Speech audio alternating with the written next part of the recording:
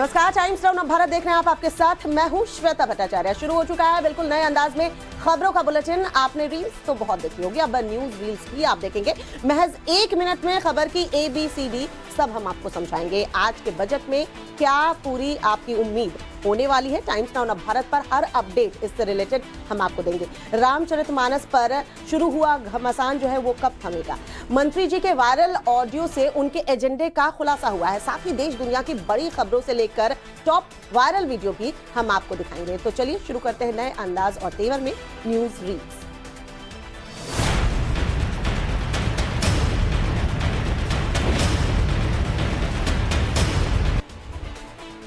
केंद्रीय वित्त मंत्री निर्मला सीतारमण आज साल 2023 का बजट पेश करेंगी। वित्त मंत्री सुबह 11 बजे बजट पेश करेंगी, जो बिल्कुल पेपरलेस बजट होगा। 2024 में लोकसभा चुनाव से पहले निर्मला सीतारमण का यह 5वां बजट है। 2023 तक राज्य में होने वाले चुनावों को ध्यान में रखकर बजट पेश हो सकता है।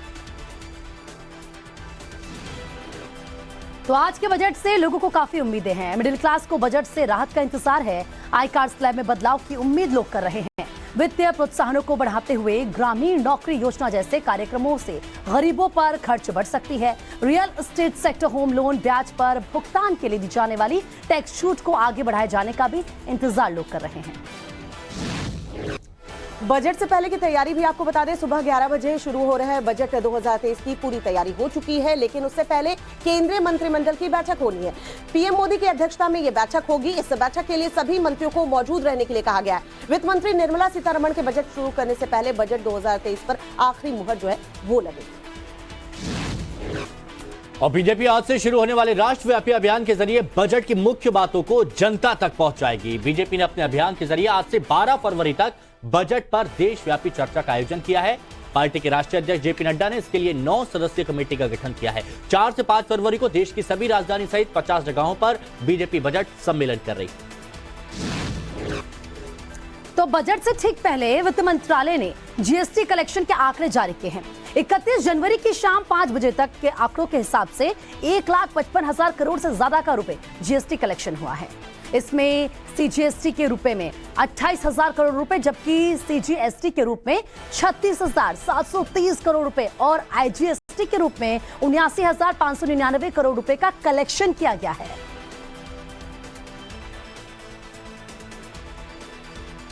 अगली खबर आपको बताएं, नेपाल के गंडक नदी से आई अभी शिलाएं गोरखपुर में हैं। आज इन शिलाओं का पूजन किया जाना है। शिलाओं की पूजा अर्चना के बाद आज रात तक अयोध्या राम मंदिर के लिए इसे रवाना कर दिया जाएगा। शिलाओं से जुड़ी हर बड़ी खबर आज टाइम्स नाउ भारत पर आपको मिलती रहेगी। और आज रात्रि गोरखपुर से निकलेंगी शिलाएं, कल यानी गुरुवार को अयोध्या पहुंचेंगी, जहां उसके स्वागत की पूरी तैयारी की गई है। कल दोनों शिलाखंड को राम जन्मभूमि मंदिर को भेंट कर दिया जाएगा। श्री राम जन्मभूमि तीर्थ क्षेत्र ट्रस्ट के महासचिव चंपत राय ने कहा कि अयोध्या पहुंचने के बाद गुरुवार को इन शिलाखंडों का पूजन किया जाएगा। उन्होंने लोगों से इनके पूजन में शामिल होने की अपील भी की। शालिग्राम की शिलाओं को लेकर लोगों में काफी उत्साह है। नेपाल से आई शिलाएं जहां भी पहुंची, रास्ते में हजारों की संख्या में खड़े लोग इसकी झलक पाने के लिए बेताब दिखे। जगह जगह पर भजन कीर्तन भी हुए। इस दौरान शिला रखे हुए ट्रक के पीछे लोगों ने जय श्री राम के नारे भी लगाए। और चलिए आपको बताते हैं ये शिलाएं क्यों खास हैं। नेपाल की काली गंडकी नदी से शालिग्राम की जो 2 शिलाएं लाई गई हैं, उसे लेकर एक बड़ा दावा किया गया है। बताया यह जा रहा है कि ये शिलाएं करीब 6 करोड़ साल पुरानी हैं, जिसे भगवान विष्णु की प्रतिमूर्ति माना जाता है। अब इन्हीं शिलाओं से भगवान श्री राम के बाल स्वरूप और माता सीता की मूर्ति बनाई जाएगी। उत्तराखंड के ऊपरी इलाकों में लोग जंगली जानवरों के आतंक से बेहद परेशान हैं और हाल ही में उत्तराखंड के अल्मोड़ा जिले का वीडियो बहुत ज्यादा चर्चाओं में है, वायरल हो रहा है। वीडियो नैतना देवी मंदिर के प्रांगण का है, जहां एक तेंदुए को खुलेआम घूमते हुए देखा गया। वीडियो सामने आने के बाद इलाके में डर का माहौल है। हालांकि कुछ घंटों बाद ये तेंदुआ मंदिर से तो चला गया, लेकिन वन विभाग तेंदुए की तलाश में अब भी जुटा हुआ है। इंसानों की तरह ही जानवर भी अपने बच्चों का ध्यान रखते हैं और उन्हें भविष्य के लिए तैयार करते नजर आते हैं। ऐसा एक वीडियो सामने आया है। वीडियो में एक हथिनी अपने छोटे बच्चे को जंगल के बीच से गुजर रही रोड क्रॉस करना सिखा रही है। हथिनी भी सड़क पार करने से पहले कभी बाएं तो कभी दाएं देखती है। साथ ही हथिनी अपने बच्चे को बचा बचा कर चल रही है। एक और वायरल वीडियो के बारे में आपको बता दें, अक्सर सड़कों पर कोई जानवर अगर सड़क हादसे का शिकार हो जाता है तो लोग उसे यूं ही छोड़कर निकल जाते हैं, लेकिन इस कपल ने जो किया उसने सोशल मीडिया पर सबका दिल जीत लिया है। वीडियो में एक कुत्ते को सड़क किनारे लेटा देखा जा सकता है, जो कि किसी वाहन की चपेट में आने से घायल हुआ था। कई वाहन उसके बेहद पास से और ऊपर से गुजर जाते हैं। इसी दौरान एक कपल की नजर उस पर पड़ती है, जिसके बाद उन्होंने डॉग को तुरंत उठाया और इलाज करवाया, जिसके चलते डॉग की जान बच गई। लोगों को ये वीडियो काफी पसंद आ रहा है। मिर्जापुर के एसपी का एक वीडियो तेजी से वायरल हो रहा है, जिसमें वो सिविल ड्रेस में रील्स बनाते हुए नजर आ रहे हैं। वीडियो में उन्हें अपने ही आवास के अंदर गार्डन से सैर करते हुए देखा जा सकता है। वीडियो को ट्विटर पर मिर्जापुर के एसपी संतोष मिश्रा ने ही शेयर किया। सोशल मीडिया पर उनके इस वीडियो को काफी पसंद किया जा रहा है। तो हाल ही में सोशल मीडिया पर एक वीडियो शेयर किया गया है, जिसमें कलाबाज आर्टिस्ट के करतब देखकर आप दंग रह जाएंगे।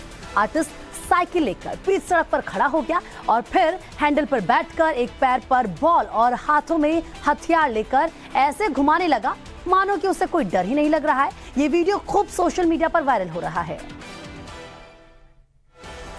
टॉप वायरल वीडियो के बाद बात झारखंड की कर ले। झारखंड के धनबाद के जोड़ा फाटक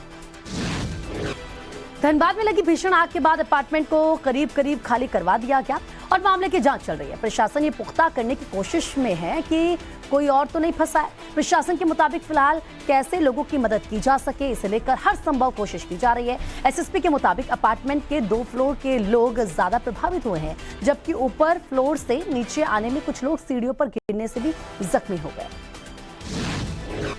दरअसल धनबाद के इस अपार्टमेंट में लगी आग इलाके की दूसरी घटना बताई जा रही है। लगातार दूसरी घटना होने के बाद इलाके में दहशत का माहौल है। धनबाद के बैंक मोड़ थाना इलाके में ही हाजरा क्लिनिक में आग लगने से डॉक्टर दंपति समेत 5 लोगों की दम घुटने से मौत हो गई थी। 2 दिन बाद फिर आशीर्वाद टावर में भीषण आगजनी की घटना हुई, जिससे पूरे इलाके में दहशत है।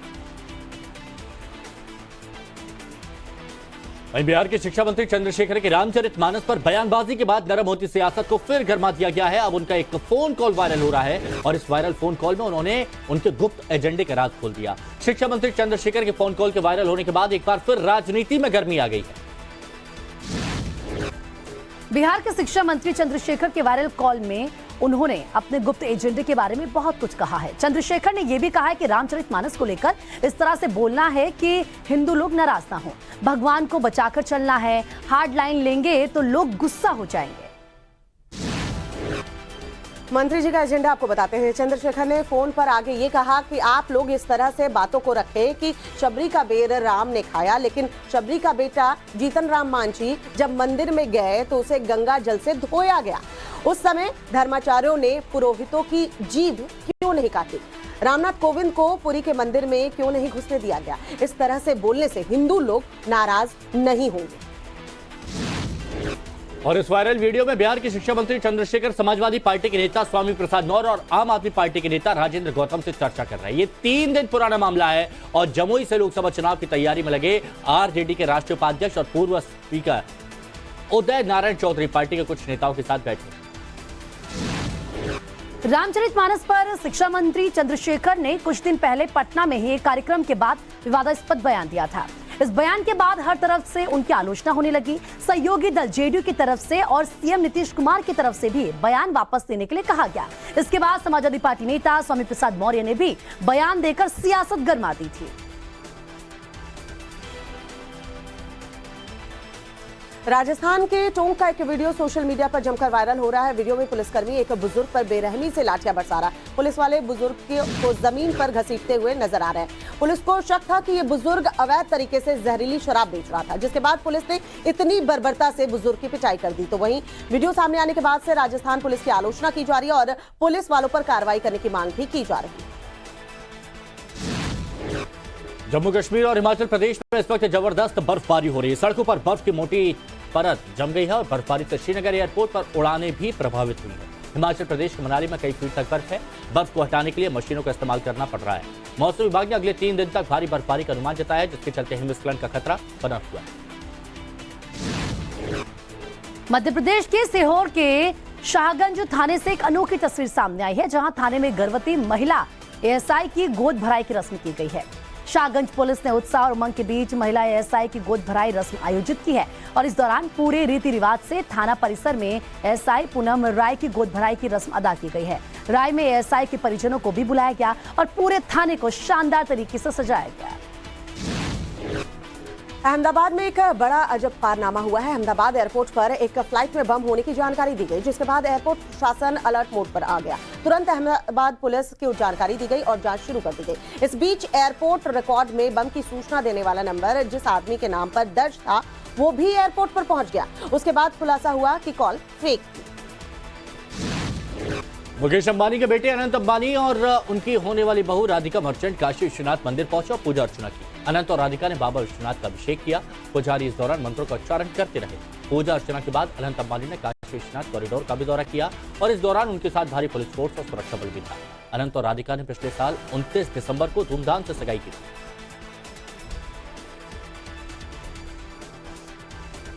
उत्तर प्रदेश के मुख्यमंत्री योगी आदित्यनाथ आज सिद्धार्थनगर के दौरे पर हैं। सिद्धार्थनगर में सीएम योगी आज 2 कार्यक्रमों में शिरकत करेंगे। महोत्सव समापन कार्यक्रम में 3:35 तक वो रुकने वाले। उत्तर प्रदेश के सिद्धार्थनगर स्पोर्ट्स स्टेडियम के खेल महाकुंभ और बीएसएस ग्राउंड में चल रहे महोत्सव का आज आखिरी दिन है और योगी आदित्यनाथ के स्वागत की पूरी तैयारी, सुरक्षा व्यवस्था का इंतजाम किया गया है। जगह जगह सुरक्षा बल तैनात।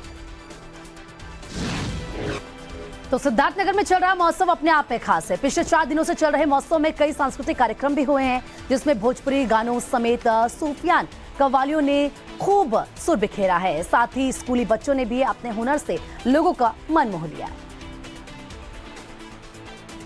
जब से बागेश्वर धाम के बाबा धीरेन्द्र कृष्ण शास्त्री चर्चा में आए हैं, बागेश्वर धाम में उनके भक्तों की भीड़ बढ़ती ही जा रही है। लोग अपनी अपनी अर्जी लेकर बाबा के इंतजार करते नजर आ रहे हैं। टाइम्स नाउ भारत आपको बागेश्वर धाम की हर एक्सक्लूसिव खबर को दिखाता आ रहा है और आगे भी आपको दिखाता रहेगा। बागेश्वर धाम में मंगलवार का दिन बेहद खास होता है। टाइम्स नाउ भारत संवाददाता मंगलवार के दिन की एक्सक्लूसिव रिपोर्ट आपको दिखा रहे हैं, जब धाम के हनुमान मंदिर में भक्त भारी संख्या में उमड़े और अपनी पर्ची लेकर खड़े दिखाई दिए। धाम के महाराज पेशी के पत्र पर राम राम लिखकर पेशीकार की हाजिरी लगाते थे। बागेश्वर धाम के बाबा धीरेन्द्र कृष्ण शास्त्री ने टाइम्स नाउ भारत के संवाददाता से एक्सक्लूसिव बातचीत की, जिसमें उन्होंने कैंसर अस्पताल बनवाने के पीछे के मकसद के बारे में भी बताया, जिसमें उन्होंने ये कहा कि दवा के साथ दुआ की भी जरूरत होती है। उन्होंने कहा कि हनुमान जी संजीवनी लेकर आए थे और वो दवा के साथ दुआ भी देंगे। और बाबा ने अपनी शादी को लेकर खुलासा क्या किया वो भी आपको बताएं। मध्य प्रदेश में छतरपुर के बागेश्वर धाम सरकार की शादी को लेकर इन दिनों तरह तरह के कयास लगाए जा रहे हैं। इस बीच धीरेन्द्र कृष्ण शास्त्री ने अपनी शादी को लेकर बड़ा खुलासा ये किया है कि धीरेन्द्र कृष्ण शास्त्री ने टाइम्स नाउ भारत से बातचीत की और साफ किया कि वो शादी जरूर करेंगे और जल्द ही शादी करेंगे। पिछले कुछ दिनों से धीरेन्द्र कृष्ण शास्त्री की शादी को लेकर मीडिया में खूब चर्चा हो रही है। कुछ लोगों का कहना है कि शास्त्री जया किशोरी से शादी कर सकते हैं। जया किशोरी भी कथावाचक है और दोनों में कई समानताएं हैं। हालांकि दोनों ने ऐसी चर्चाओं को महज पूरी अफवाह करार दिया। और अब बात अमेरिका की करेंगे। अमेरिका के फ्लोरिडा की सड़कों पर कुछ हमलावरों ने खुलेआम ताबड़तोड़ फायरिंग शुरू कर दी। इस हमले में 10 लोगों की मौत हो गई है और 2 लोग गंभीर रूप से घायल हो गए हैं। यूएस पुलिस के मुताबिक ये हमला सोची समझी साजिश के तहत किया गया है। हमलावर कार से आए और अचानक फायरिंग शुरू कर दी। जब तक लोग कुछ समझ पाते तब तक हमलावर अटैक कर फरार हो गए। ऑस्ट्रेलिया के बाद अब कनाडा में भी हिंदू मंदिर को निशाना बनाया गया है। कनाडा के ब्रैम्पटन में गौरी शंकर मंदिर में तोड़फोड़ की गई है। इतना ही नहीं, भारत विरोधी चित्र भी बनाए गए। मंदिर की दीवार के बाहर खालिस्तान जिंदाबाद और हिंदुस्तान मुर्दाबाद के नारे भी लिखे गए। कनाडा में भारतीय दूतावास ने ग्लोबल अफेयर्स कनाडा को इस पूरे मामले के बारे में बताया। साथ ही अपराधियों के खिलाफ कड़ी कार्रवाई की मांग भी की गई। फ्रांस में नई पेंशन स्कीम का विरोध बहुत तेजी के साथ हो गया है। राजधानी पेरिस में हजारों लोग सड़कों पर हैं और राष्ट्रपति मैक्रो की नीतियों का खुलकर विरोध कर रहे हैं। नया बिल संसद में पारित होने के बाद रिटायरमेंट की उम्र 62 से बढ़कर 64 हो जाएगी। सरकार के इसी फैसले के खिलाफ कर्मचारी संगठन आंदोलन कर रहे हैं। कर्मचारियों के प्रदर्शन और हड़ताल से काफी परेशानियां भी बढ़ गई। अमेरिका के डेट्रॉयट में लगातार हो रही बर्फबारी के चलते लोगों का जनजीवन अस्त व्यस्त है। बर्फबारी के कारण करीब 1000 उड़ानों को रद्द करना पड़ा है। सड़कों पर बर्फ की मोटी चादर जमी है। हाईवे पर भी गाड़ियों की रफ्तार स्लो हो चुकी है। प्रशासन भी अलर्ट पर है।